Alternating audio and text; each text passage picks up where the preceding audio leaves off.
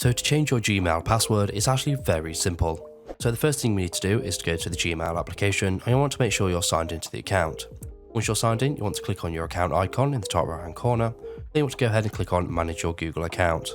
From here, you'll be taken to the back end of your Google account, but in order to change our password, all we need to do is slide across this tab at the very top and click on security. Then you want to scroll down slightly to where it says sign in to Google and you get a password option just underneath and you want to click on that.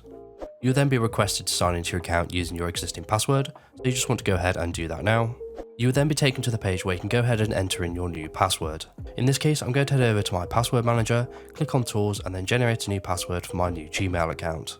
So once you've entered in your new password, you just want to go ahead and click on change password in the bottom left hand corner, and then your Gmail password will be successfully changed.